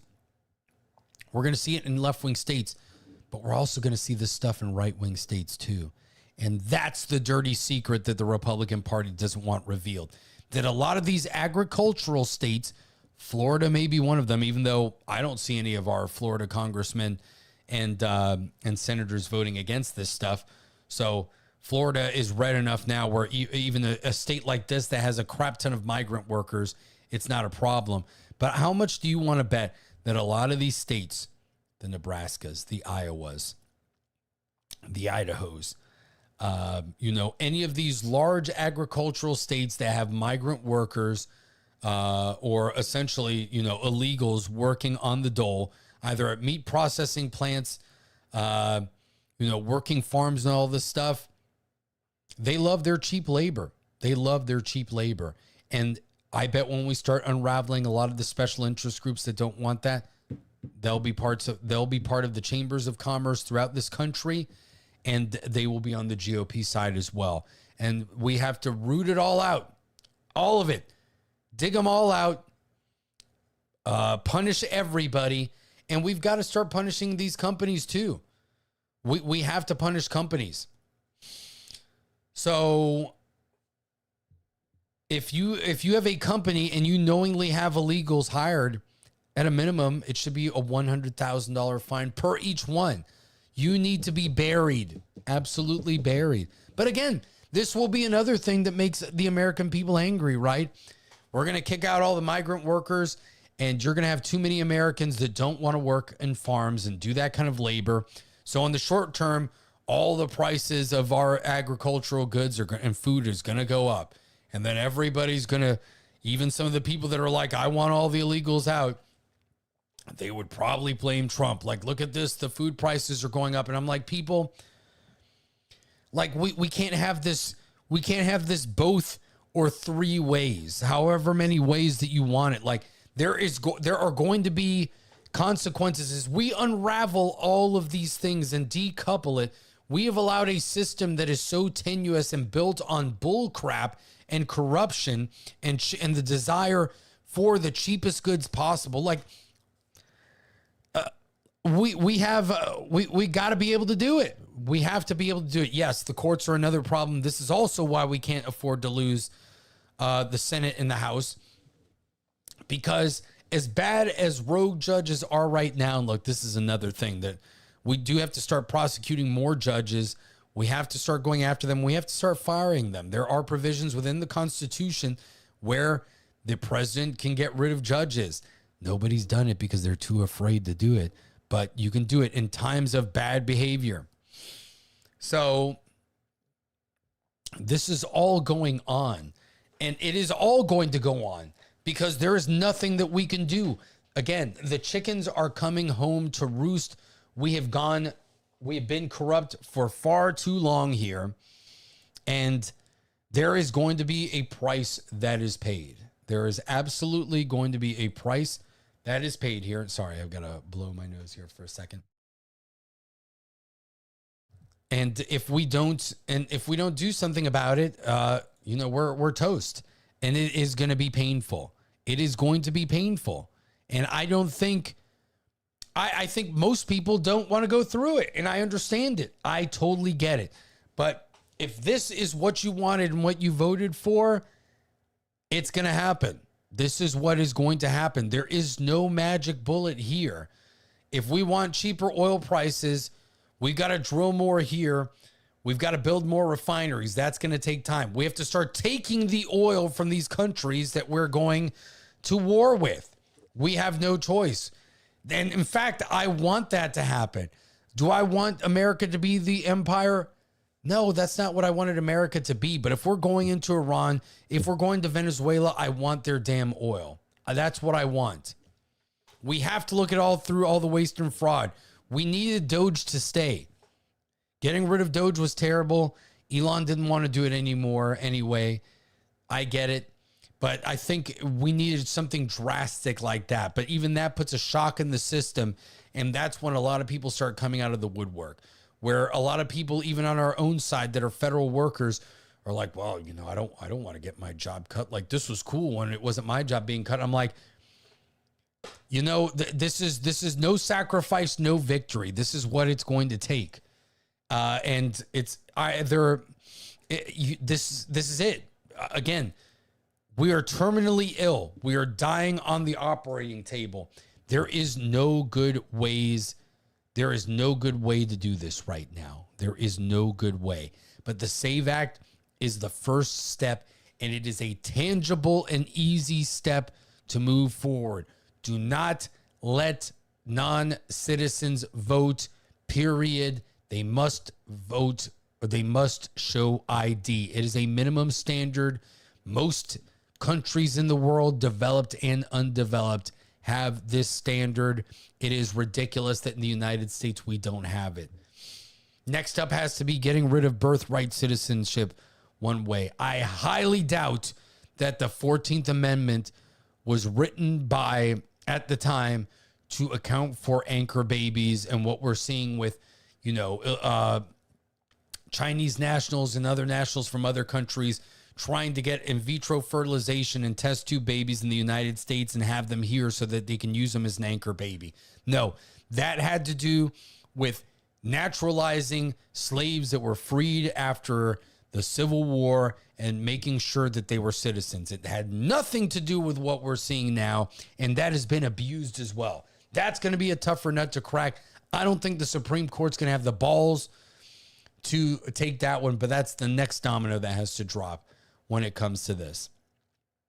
And then once we have all of this stuff in place towards the end of Trump's administration, and hopefully, and we need to have the filibuster, we must, because Trump cannot rely on executive orders. This is going to be a temporary solution. If we lose the next presidential election to the Democrats, all of that is going to be undone, and they're going to get revenge. They're going to go full revenge, and they're not going to care whether something is legal or illegal. So while we have the chance to do everything legally, we must get rid of the filibuster and pass as much stuff into true law as possible. Spend the next few months going up into the midterms, slamming everything through Congress and just voting it through. 51 votes, 51 votes, 51 votes. And then before the midterms, we got to behave just like the Democrats. We have to play as dirty politics as we can, and none of this is illegal. That's the great part. Reinstitute the no filibuster rule. That's how you play with when you have power. For too long, Republicans only held office. Democrats wield power. We must wield power. Donald Trump is attempting to wield power. Power is the only thing that works in the real world. That is what we have. We must wield the power that we have. We have to beat them over the head with it all the time, because we know that they won't just beat us over the head with it.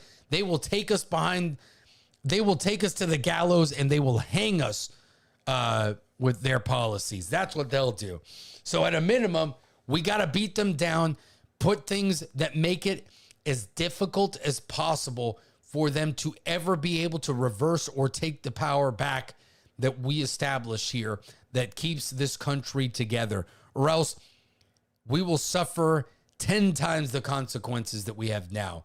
Because now, just by showing a little bit of force that we have, that has driven the left, the globalists, and our enemies apoplectic. They cannot handle the fact, because for too long, we have sat here and we haven't even told them no. That's all we have to say. No, no, no.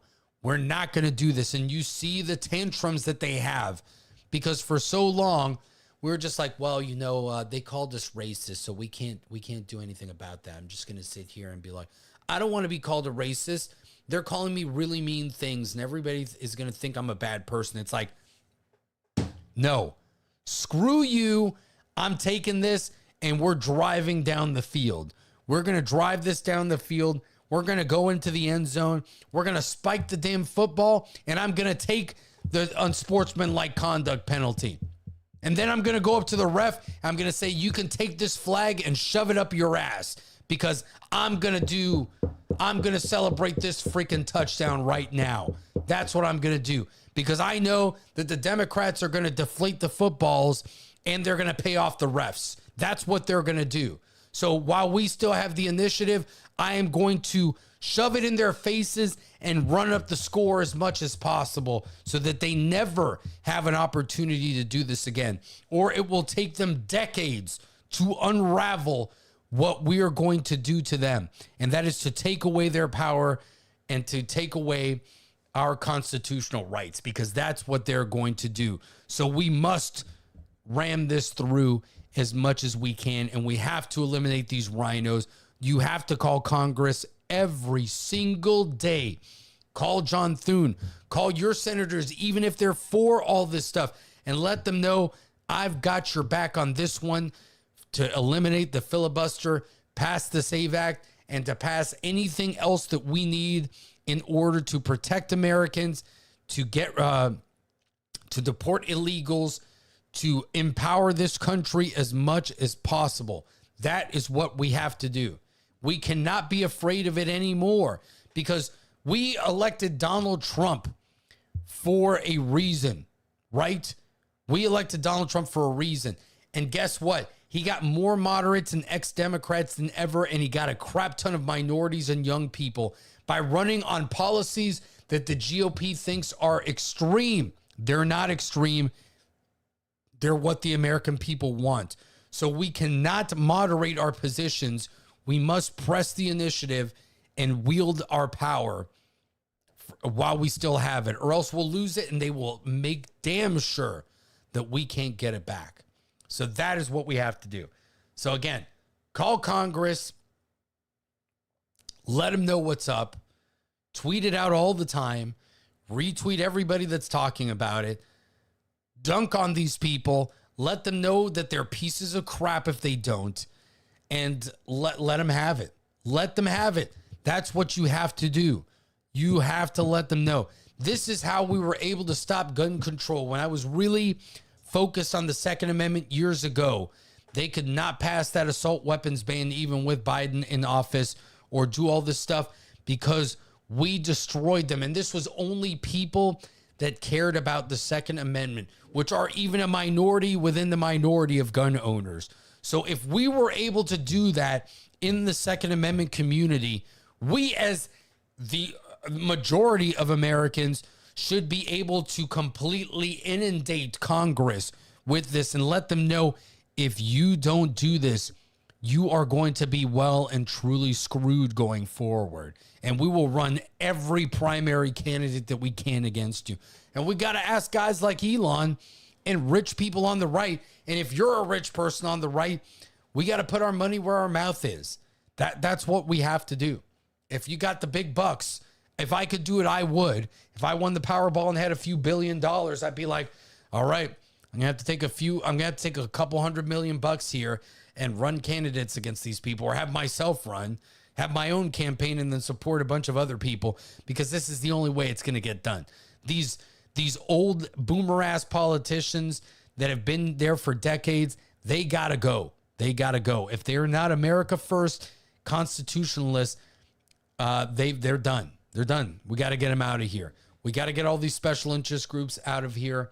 It's got to be America or bust. And we have to wield power. We have to pass laws to prevent the left-wing communists and the Islamo-fascists from being able to take, and the rainbow jihadists from taking over this country, because they will do so with a vengeance. And we've already seen, again, how they reacted, even down on the peon level here with us. After Charlie Kirk was assassinated, they relished it. So yes, there are people on the other side that do literally want to take us out. And so we must put as many protections in place to make sure that doesn't happen. Because we want to vote. We want the ballot box. We don't want the bullet box. We don't want to get to the point where the country falls apart and we have a civil conflict when we could have stopped it by making sure that the Democrats can't take that kind of power. They can't. If they go crazy and they want to get violent after we've secured everything, that's their freaking problem. At least we'll know that we've got everything ready to go and that we're good to go. That's what has to go on. So educate people, go to Congress, call them all the time. That's literally all we can do. And most of the time we don't do it.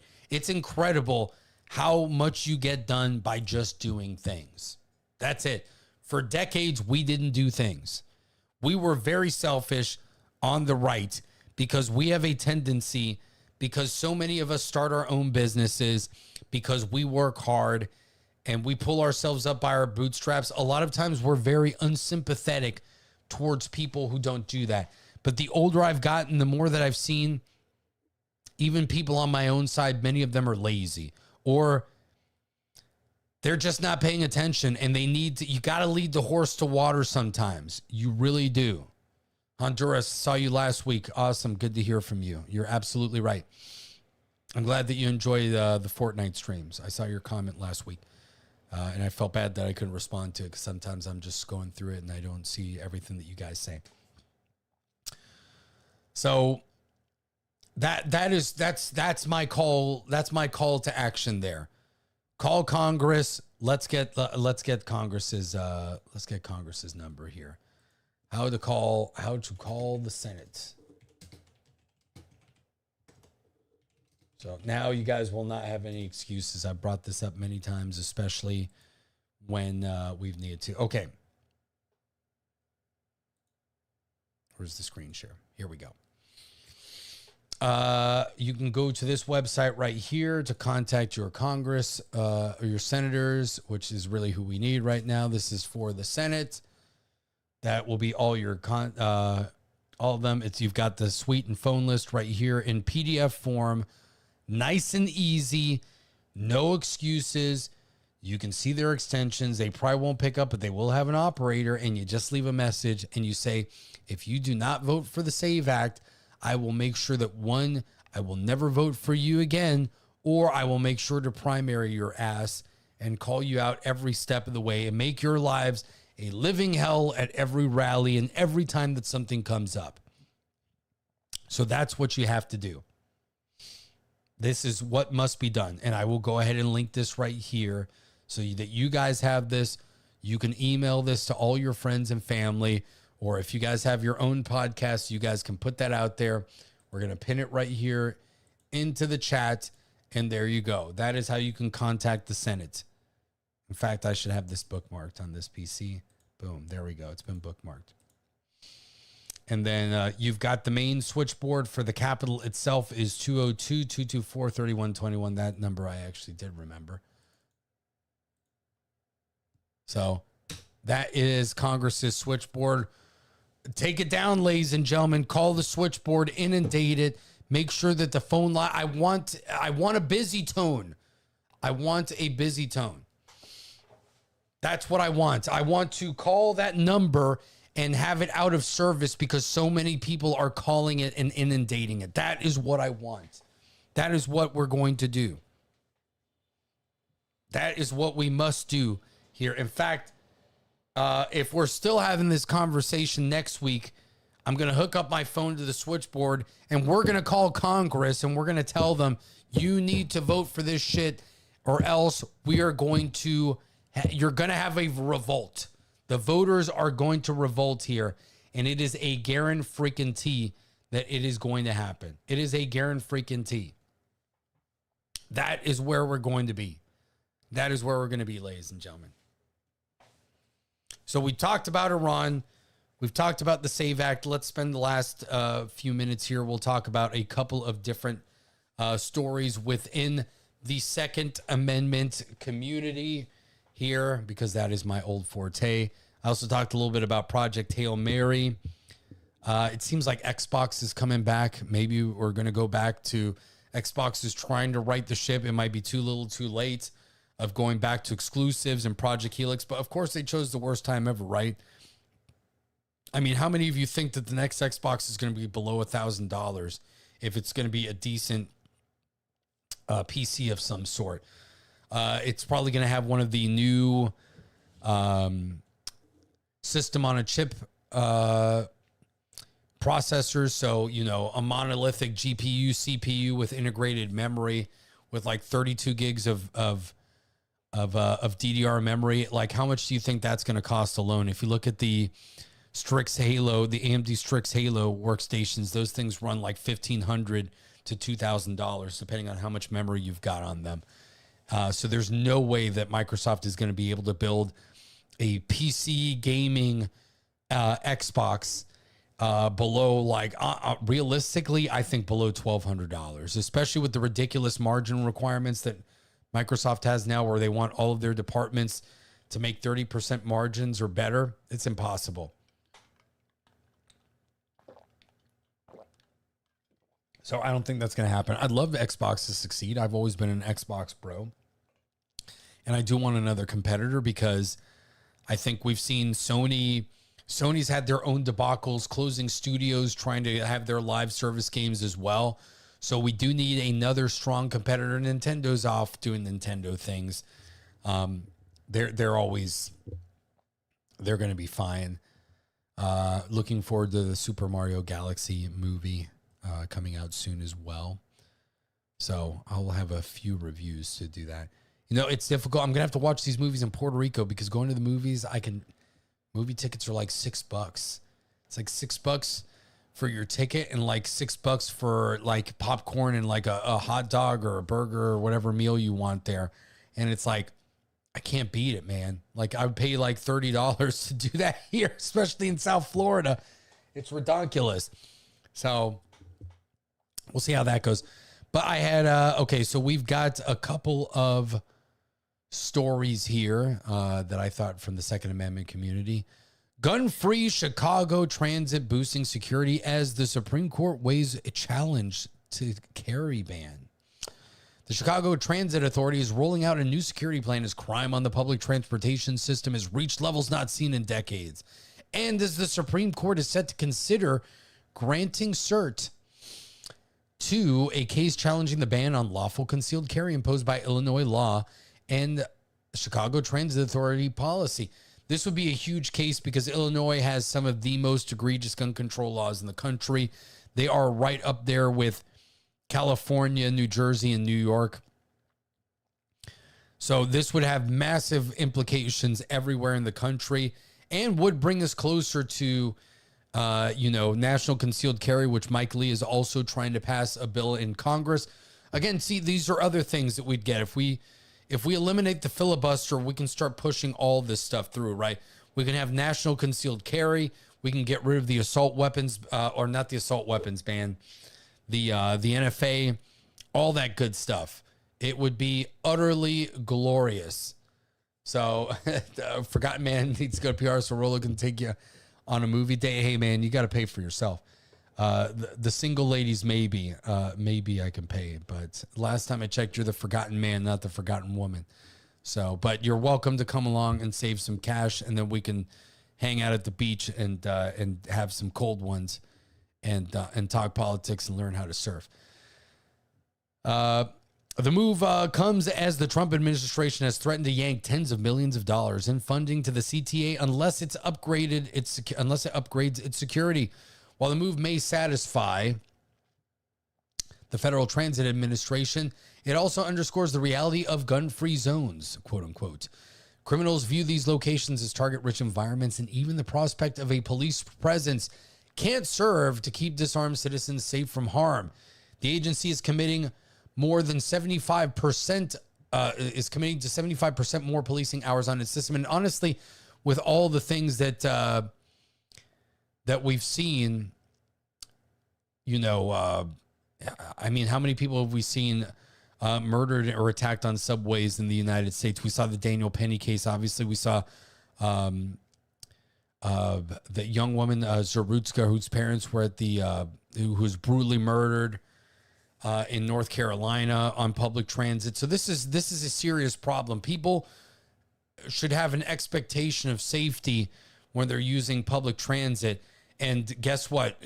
More police isn't always viable. Maybe people don't even want to become police officers. So even if you pump money into that, if you don't have the manpower to do it, you have to empower citizens. So I would like to be able to carry my gun everywhere that I possibly can, especially in places where my safety cannot be guaranteed, which even if you've got police officers, look at the first terror attack that happened in Austin at that bar in Austin, Texas.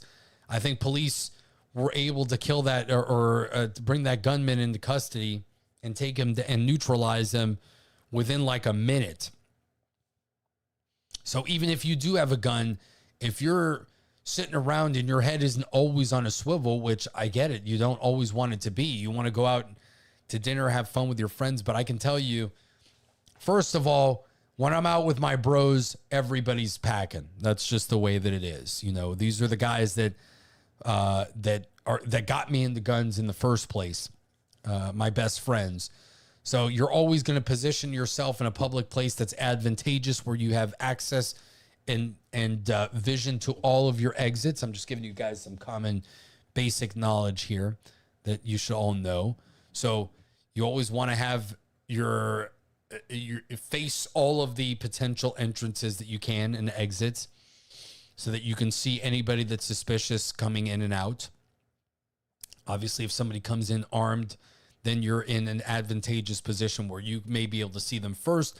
And then if you need to take matters to defend your person, other people, or your family, you're in as tactically an advantageous position as possible. So you want to be able to do those things. I want to be able to carry wherever I can. So hopefully this case will go through. So the case that SCOTUS is looking at is Schoenthal versus Raoul. So keep an eye on that. And hopefully this will happen. The Supreme Court rejected the point of view in Bruin and allowing the Seventh Court to use that exact same. SCOTUS has the opportunity to set things right by granting cert. This, which is scheduled to be heard in the court's March 20th Congress. A U.S. District Judge sided with the plaintiffs in their challenge, but the Seventh Circuit Court of Appeals overturned the decision and upheld the carry ban by arguing there's a national tradition of banning guns in crowded public spaces. Bullcrap. Total bullcrap. The Supreme Court rejected that point of view in Bruin and allowing the Seventh Circuit to use that exact same argument to justify banning lawful carry on public transportation would be a disaster for our right to bear arms. SCOTUS has been dancing around major issues like bans on so-called assault weapons in large capacity magazines, gun bans for adults under the age of 21, and various sensitive places, quote unquote, for far too long. Unfortunately, there's a good chance that they'll be keep playing these games by rejecting Schoenthal, but got to keep our fingers crossed that there are 4 justices willing to do the right thing. I do hope so. I do hope so. So this is on bearingarms.com. Bearing Arms is great. Cam Edwards is the editor at large there. I believe I did get to meet Cam a few years ago. He's an awesome guy.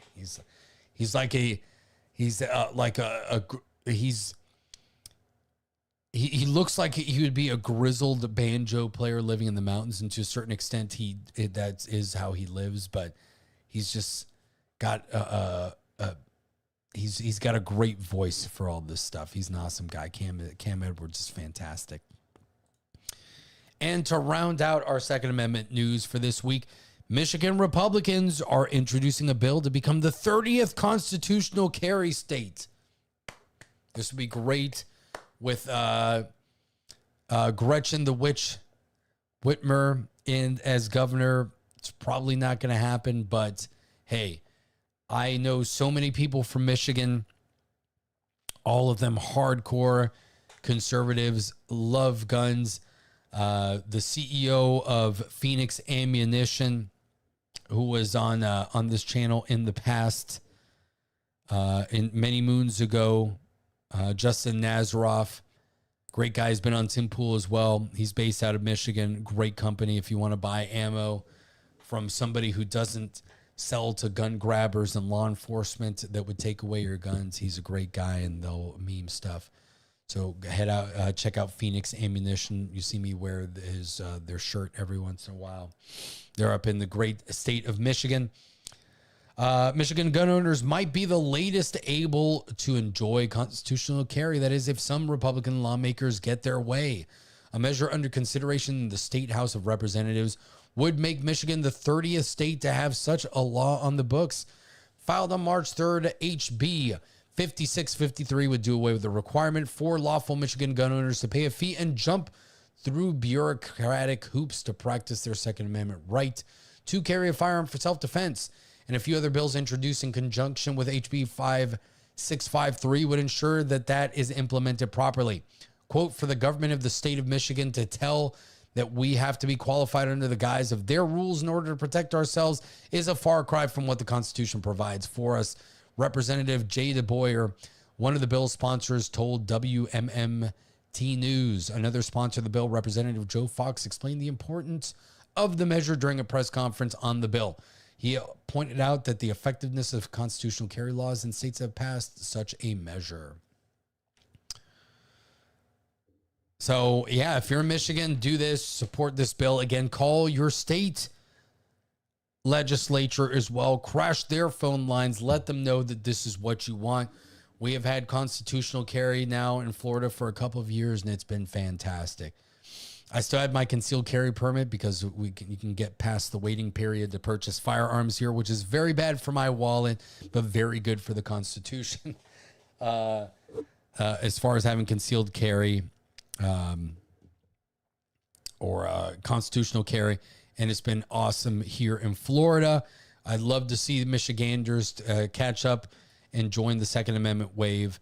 And look, we get 30 states. That just tells you where the states are. A majority of states are pro Second Amendment. 29 out of 50 now. So where is this country leaning? This country leans towards the conservative side and towards the Constitution. So we have to keep up that momentum. We have to do it, ladies and gentlemen. So that's all I've got for you today. I will be back tomorrow with Camo Commander, and hopefully Doc was not too upset and demoralized with our horrendous trash talking last week. And you can catch us on Fortnite tomorrow. I believe it will be the last one of this season, if I'm not mistaken. So we'll see what we can do. We've had some good matches the last few weeks, and you even saw me go solo a couple of times out of frustration. So I'll be back for that. And no super chats, so no members stream this time around, but maybe next time you guys can do it. But regardless, I appreciate all of you. We will be back tomorrow night, and we'll see if there's something to talk about next week that's urgent. Rolo's Rants will be back. If not, I'll probably have all the streams the week after in Puerto Rico, just because I've got things that I want to finish up, people I want to hang out with here before I go, and I don't have that much time to do it. So stay tuned for that. Follow me on X. Follow me on Instagram. If there's topics that you think are interesting that you'd like me to talk about, shoot me a DM, shoot me an email. Contact information's on the channel. If there's somebody that you'd like to be a guest of the show that you've asked before, I've not had guests in a long time. It could be about anything. I know that I tend to talk about politics and the Second Amendment here, but I'll be branching out to different types of news. I talked entertainment for a really long time on other channels as well. So if you guys want to hear some of that stuff, let me know. But I will be going to, once again, don't let me forget it, Trading Card Mega Fest Explosion this Saturday. If you happen to be in South Florida, if you're traveling for MegaCon, you're going to be in Florida, the state, and you're looking for things to do, that'd be a fun event. If you run into me, say hello. I enjoy meeting you guys. I miss going to the big meetups and talking to a lot of you in person. It was a blessing to be able to do that, and I appreciate the feedback that I get from you guys. It's awesome. It's a privilege to do all of this every week, and I appreciate you all. So good night. God bless you all. God bless America, and I will catch you on the next one. Have a good night, everybody.